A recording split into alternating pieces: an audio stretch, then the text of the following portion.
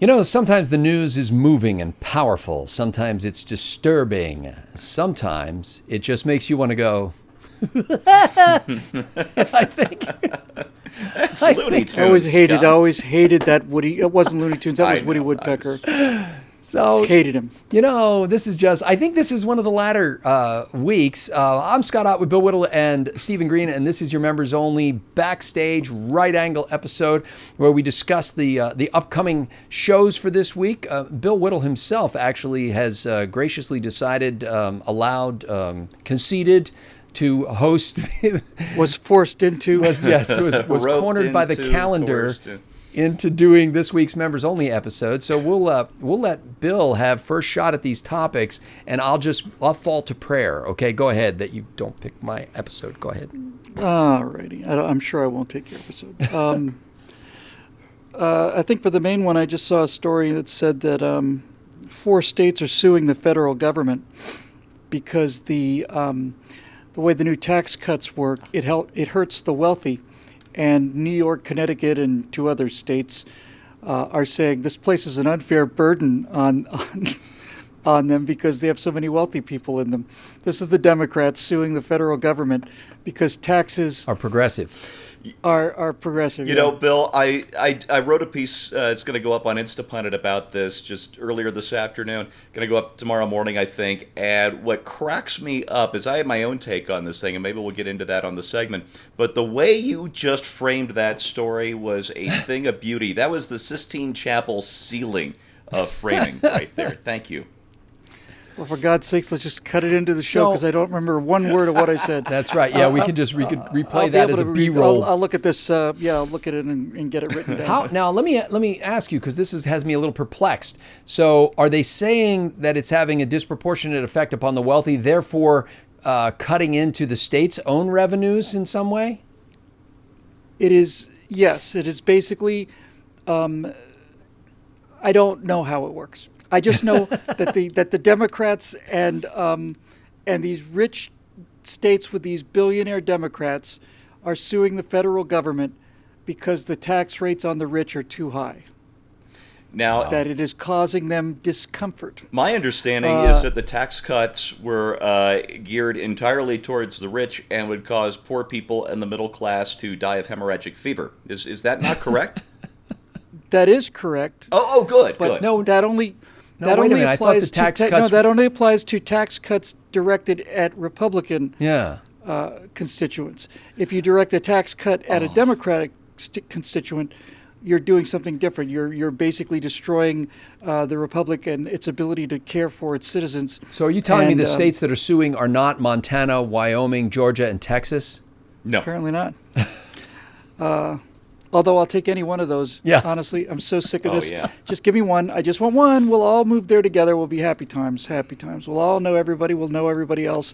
And it'll be a polite place to live. And you can leave your house unlocked at night and we'll have respect for policemen, and we'll have respect for our soldiers, and we'll have respect for everybody except for drunken movie stars who are going to be expelled at the earliest moment. Wow. So now I'm assuming they're suing in federal court for this. Now, isn't there a lot of people saying it's a political posture? Yeah. I was just going to say, because apparently, if there are enough people in these states that feel this way, don't they have legislators that represent them, perhaps on Capitol Hill in Washington D.C.? How quaint, dear boy! I am so sorry. Bless your heart, Scotty. Yeah, bless your heart. No, we don't do anything by laws anymore. Not when we can do it through the courts. It's so much faster and less troublesome that way. Well, yeah. The only reason you would do it through the court, Bill, is if you wanted to get the Constitution reinterpreted. Which, if I was one of them, I'd want to have done on a daily basis. I have no doubt. And you don't even have to do that. It's a living document. It means what you want it, is to a living mean document. in any given instant. Exactly. Much like People Magazine, it is exactly what it is. It is a quick read on the toilet that is ever changing and evolves to suit the needs of the changing republic. Oh, if only people would read it on the toilet. I'll tell you what, I'll take it too. I read it on paper, but I'm old-fashioned that way. So that's for my regular one. Okay. And then for members, I don't really know how I'm going to. I mean, it's not even so much a story, because I saw the testimony of what's his name, Struck. I believe his Struck? name is pronounced Struck. It's pronounced Struck. Yeah. Yes. I saw Struck's testimony, and as always, Trey Gowdy was awesome. But Louis Gohmert actually lost his cool. And I was so damn proud of Louis. Did you see him? It was I beautiful. love with the marriage question. Well, not just that. That was a beautiful he was thing. basically, you are the one who has dishonored the Department of Justice and Yeah. so on.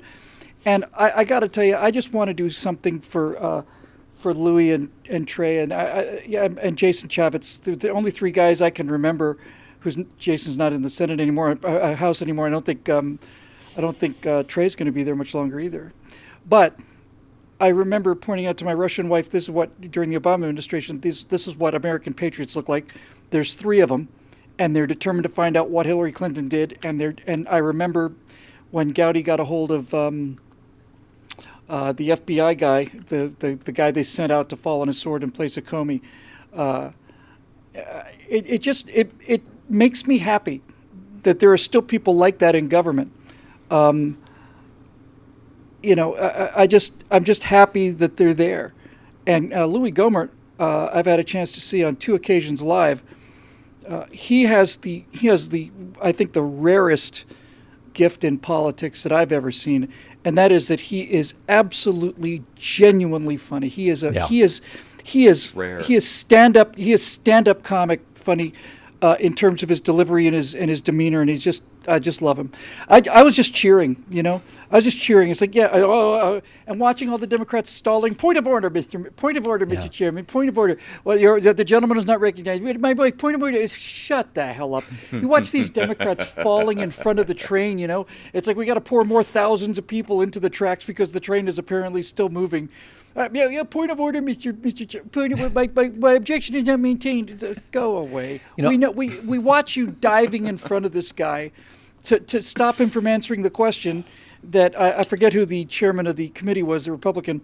He basically said, no, they're not members of Congress, they're not entitled to this protection. He was subpoenaed. I came as a volunteer. Well, you were subpoenaed and you decided to show up You agreed rather than us come and get you. as a result of the subpoena. But we didn't have to go get you, that's serve true. my prison sentence. That's right. And so he basically said, no, he will answer the question or face contempt of court. Point of order, how can you do this? It's so irregular. It's like, well, because ridiculous. Strzok got up there and clothed himself in the dignity of his agency and in the integrity of his years of service, and also, frankly, cloaked himself in the integrity of his colleagues. Like basically said, an attack on me dare you is an insult the attack FBI. on us all. And with Louis Gohmert cutting to the chase and basically saying, why should we believe you when your own wife couldn't believe you? I mean, that is just like... that is outrageous. It's like, no, that is the truth. That's the heart what of the truth matter. sounds like. Like, if you're going to That's what lie the to the truth- wife you've pledged for, forever he said, to love, I saw you you'll lie to here. your country I saw like your that. Testimony. Yep, saw your testimony. I watched you lie then. I'm watching you lie right now. You're very good at it. You're a very good liar, and I'm sure your wife would be able to bear that out. They should just have invited her as a guest and not said anything. She could just sit there next to Gohmert. In the front. And just, Sit there in the front row, like and get next to they Paula could- Jones. They could do it like the State of the Union address. You have was epic. your guests up in the galley, up in the gallery. and then you point and I have them still wave. So you're saying, I Mr. maintain- Strzok, that there was no political bias in your pursuit of President Trump in this legal matter. Is that the same thing as kind of, honey, I'm going to be a little late tonight? That's exactly right. And I think I want to reverse these, actually. I think I probably want to make that one public. It's just too good to pass up. All right. Wow. So that'll do it for Moir. Okay. For what? What was that? It's a combination of moi and noir. And noir. It was like film moi. This is what dark happens green. when we tape late in the day. I should Everybody be wearing a thinks black I'm shirt. the drinker, but should be Bill's wearing a black shirt just like you guys, and that way I'm as far as we are finished with Moir. Oh, my goodness. The 6 years of French has primed me to thoroughly enjoy that. Unfortunately, I still can't speak French. Stephen Green. Oh, did we get both of Bill's? We got the Louis we Gohmert did. and we got the... Yes, Yeah. okay. Stephen Green. Topic? Yeah, I want to talk about the rising young star of democratic socialism out of Nancy New York Pelosi? City. No, the young star, Alexandria Ocarina Cortex. I'm pretty sure that's her name. Hey, Yakarina. Hear what I did there? I just made a Hispanic. I may switch it from Ocarina I made a to Hispanophobic Macarena. slur. Yeah. Oh boy, she did this puff interview. I mean, you remember when Firing Line was hosted by Bill Buckley, and he would focus that massive brain with the throbbing veins on his skull, like that Star Trek dude, on people, and ask these questions that were 800 words long, and at the end of it, the person turned into a puddle of brain jelly because they'd been defeated. I'm sorry. At the end of it, the person turned into Kirk inside the in the chair with the beam of light thing. Yes. Was it Dagger of the Mind? Ah! Yes. And that's before they even got to answer the question. Star Trek for everything. But I thought this was actually very smart. We had Margaret Hoover, the granddaughter, I believe, of the former president, giving Alexandria Ocasio-Cortez. And Cordoba has a wider track. Isn't that interesting? Really sort of puffball questions with follow-up questions that Amy were not Goodman, really wasn't it, any harder hitting. And this was a genius way to conduct the interview because she couldn't answer the damn questions. I mean, it was she ran for the woods with we need to occupy airports. That'll go over well. I'm looking forward to becoming the presidential nominee. Are you saying this was another Katie Couric ambushing Sarah Palin moment, Steve? Oh, wasn't it Amy Goodman doing the interview? From Democracy Now? Somebody from Democracy Now. Oh, sorry, go ahead. No, wasn't it Amy Goodman? Is that her name? Who was from Democracy Now? I don't know.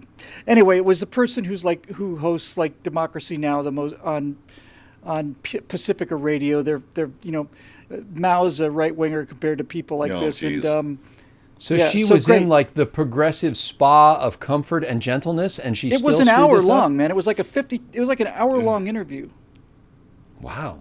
Yeah. Well, I saw the headline that said that she had began to attack Israel for its occupation and its inhumanity to the Palestinians. And her answer. I'm gonna read this. I could show you the clip of her answer to Margaret Hoover's question about Israel and the Palestinian occupation, but it's much more fun to read the transcript. Yes. So and frankly, that's what I'm gonna do. I think the clip is distracting for the reason I mentioned to you off camera, Steve, is that people look at her, they go, she's young, she's pretty, she gets people excited about, does it really matter what she says? Yeah, so I'm going to read the transcript because it's just brutal. Remember, who was it? Bill Maher and Katie Huffman, not Katie Huffman, Hoffman, what? I can't remember her name, comedian, very funny, who read aloud on Bill Maher's show the sext messages between Carlos Danger and whoever the woman was on the other end of it. And it was, we did this on the old network, and it was just one of the funniest things Carlos Danger. Yeah. Wow. Carlos Danger. That's Anthony Weiner for our viewers who don't remember his nom de... Carlos Danger may have saved the Republic. Yeah. Yeah, well, in a sense. No, he really may have. In a sense, you're right. So it comes down to that, huh? Mm-hmm. Okay. We should have what are we going to erect the Danger Monument in downtown Washington? Or perhaps just build one. I'd rather build one. Probably better to do it that way. And when we say raise, that's R-A-Z-E. That's right. Exactly. So my episode this week, it was really tough because all the news for the last couple of days, we're recording this on Tuesday night during the week that President Trump had his summit in Helsinki, which is in some European country that I'm not really sure which one that is. But anyway, Sweden. It's, or is African. I thought Europe was a country. It's Helsinki, Brussels in Luxembourg. Do you speak Luxembourgerese? I do. They make the finest of cheeses.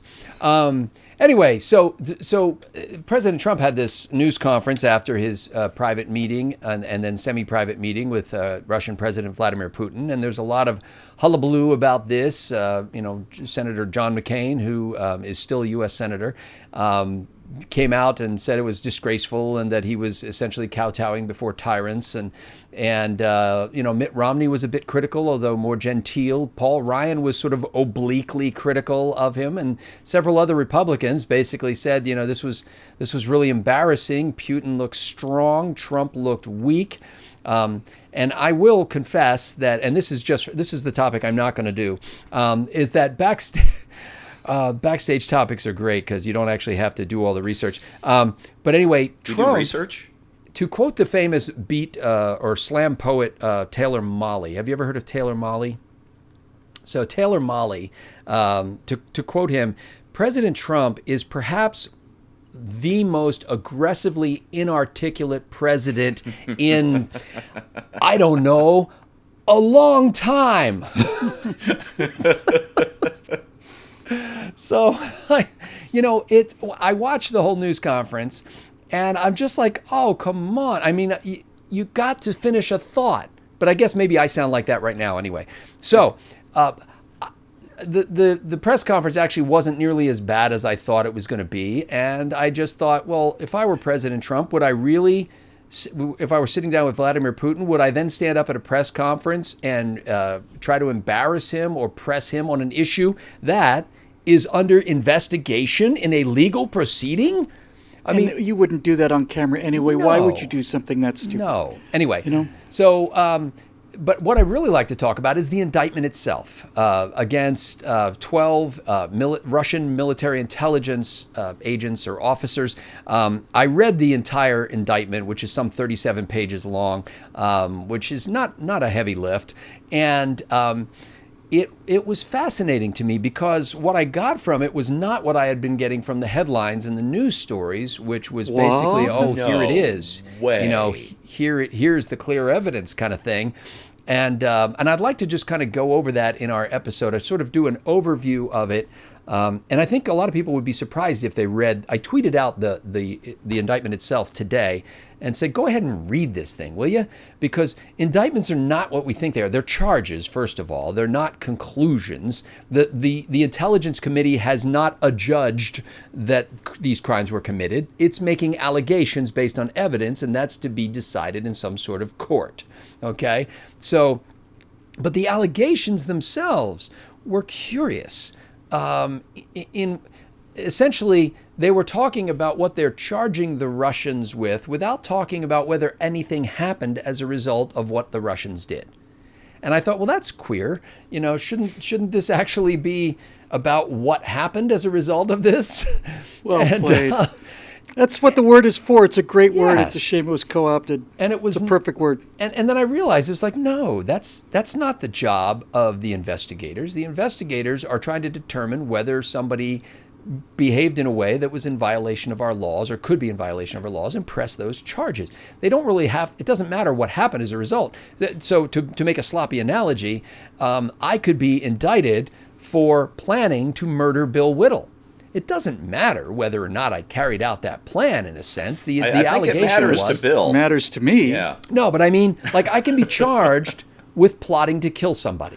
I can if I'm planning to kill somebody. Now, whether he actually wound up dying as a result of this, well, we don't know yet because we haven't found the body. My but just still. response is that what is it about me and my employees that makes this happen so many These times? kind of analogies just Here we flow. go. Just how many times have I heard this? I mean, it's what, 13, 14 times? Yeah, we were plotting to assassinate Bill Whittle and As one decided does. not to at the last. If it ever happens, I know who number one suspect is going to be. It's on Rightfully tape, so. man. So anyway, I'd just kind of like to get it out there what this indictment was about. And frankly, it's not, and maybe I missed part of it because I read it over several sittings, called away to do things, and I came back to read it. But like President Trump seems to think it was all about the hacking of the DNC server. And certainly there were efforts by the Russians to hack the DNC server, but also to hack the RNC server. They were successful with the DNC. They were unsuccessful with the RNC.